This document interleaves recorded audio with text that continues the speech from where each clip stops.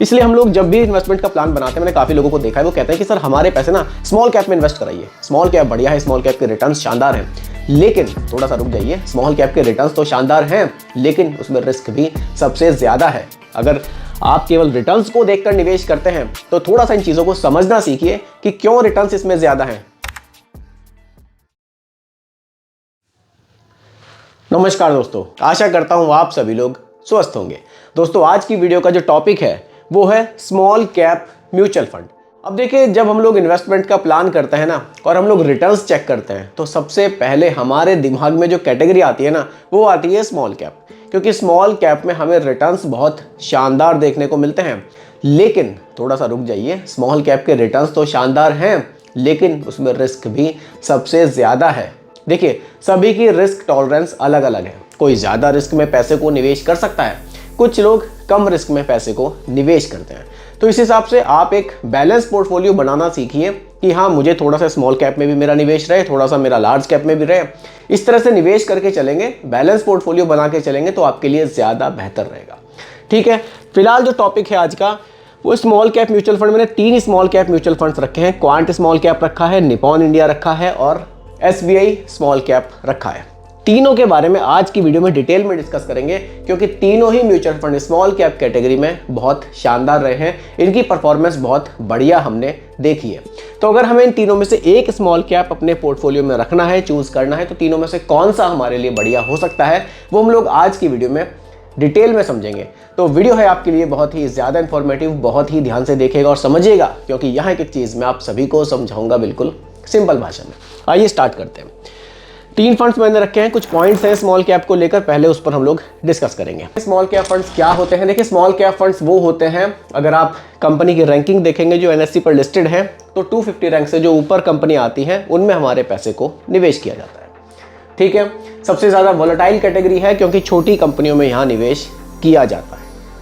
इसमें किसको निवेश करना चाहिए? इसमें उसी को निवेश करना चाहिए जो एक एग्रेसिव इन्वेस्टर है, जिसकी रिस्क लेने की क्षमता बहुत बढ़िया है कि हाँ, मैं रिस्क ले सकता हूँ। और सबसे बड़ी बात, जो लंबे समय के लिए अपने पैसे को निवेश करना चाहते हैं। लंबे समय से मतलब है, स्मॉल कैप है तो मेरे हिसाब से कम 10 साल का आपको यहाँ पर टाइम रखना चाहिए कि हाँ, मैं 10 साल के लिए SIP कर रहा हूँ या मैं लमसम कर रहा हूँ, तब स्मॉल कैप आपके लिए ज़्यादा बेहतर ऑप्शन है।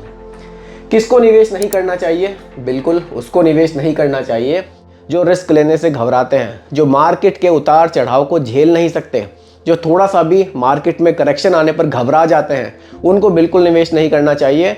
और जो कम समय के लिए निवेश कर रहे हैं उनको भी स्मॉल कैप से दूर रहना चाहिए। कितना रिस्क होता है?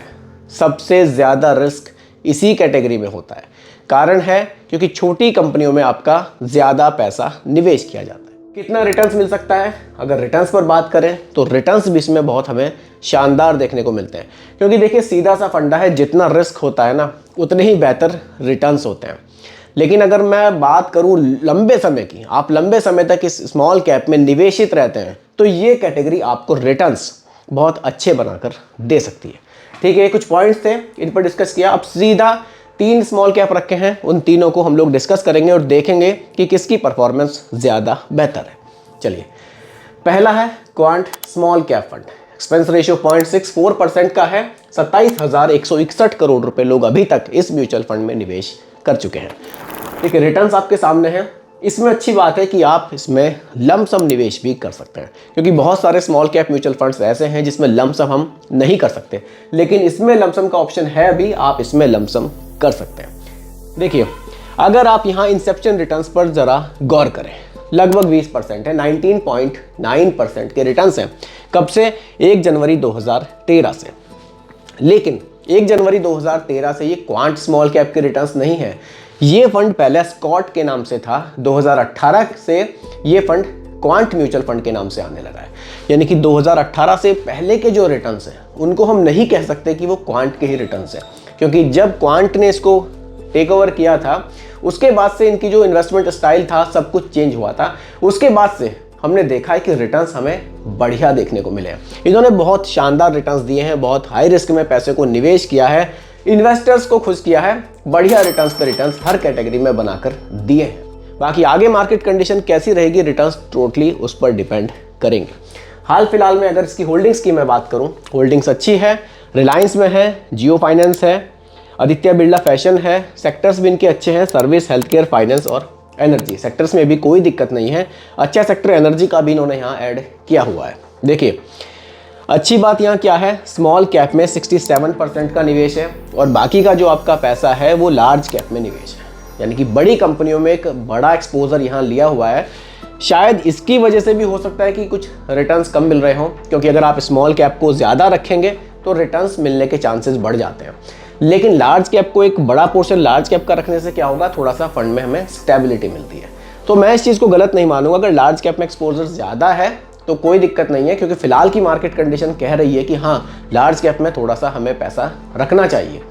इससे क्या होता है कि रिटर्न्स में गिरावट कम आती है, नेगेटिव की तरफ हम कम जाएंगे, क्योंकि बड़ी कंपनियों में जब पैसा निवेश होगा तो थोड़ा सा स्टेबिलिटी हमें मिलती है।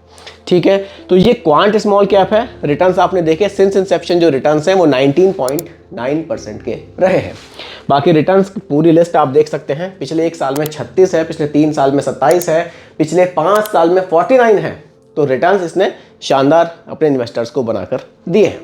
अगले फंड की बात करते हैं दोस्तों। अगला फंड है Nippon India small cap fund.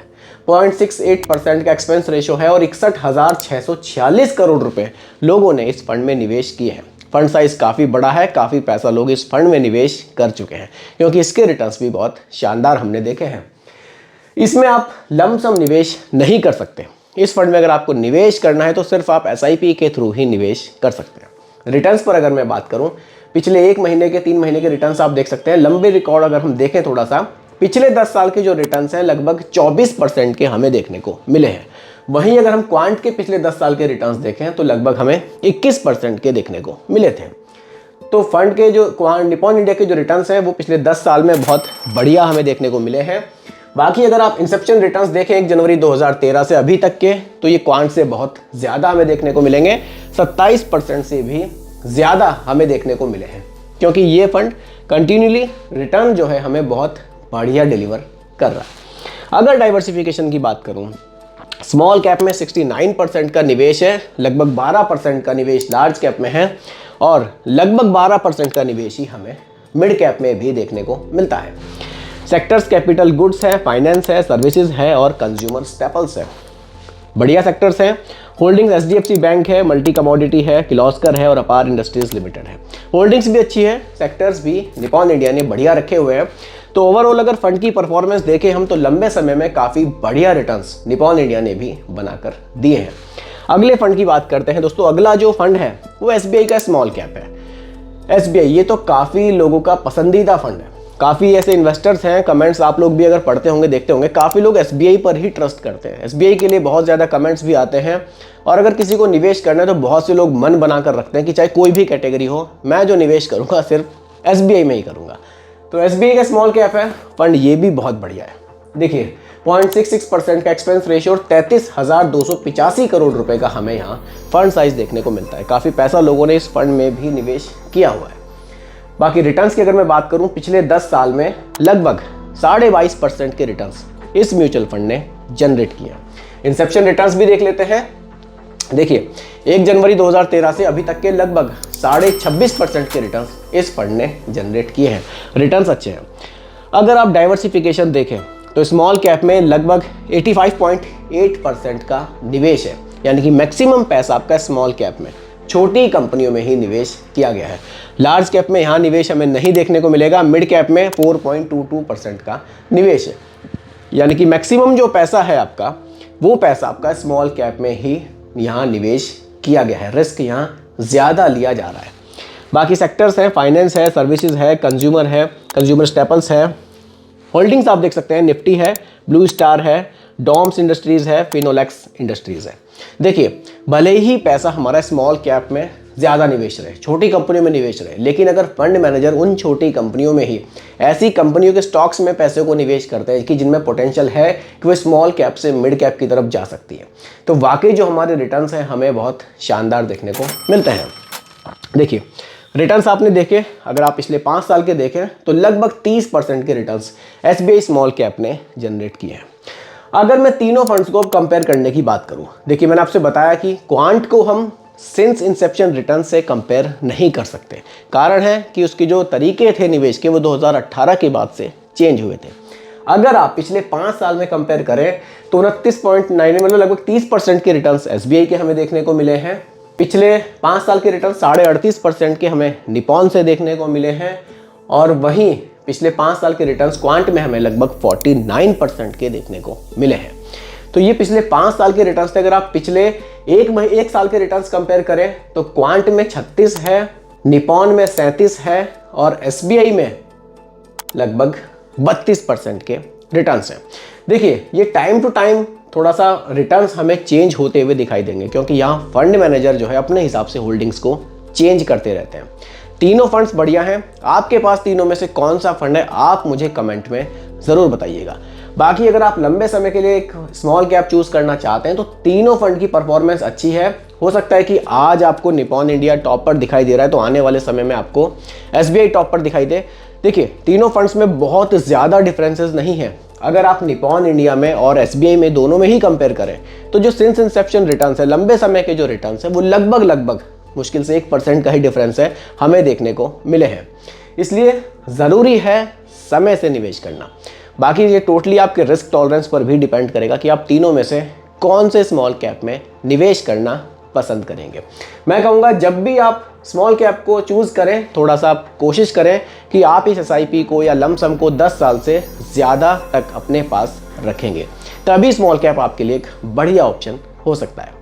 तो दोस्तों यही आज की वीडियो का टॉपिक था। 3 स्मॉल कैप म्यूचुअल फंड्स में आपके लिए लेकर आया था।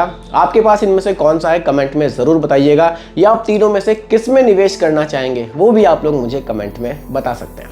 बाकी दोस्तों ये कोई रिकमेंडेशन नहीं है, केवल एजुकेशनल पर्पस वीडियो आप लोगों के लिए बनाई गई है क्योंकि म्यूचुअल फंड का जो भी निवेश है बाजार जोखिमों के अधीन होता है। बाकी वीडियो पसंद आई हो लाइक शेयर ज़रूर कीजिएगा और मेरे चैनल पर अगर आप नए हैं इसको भी सब्सक्राइब आप ज़रूर कीजिएगा। धन्यवाद।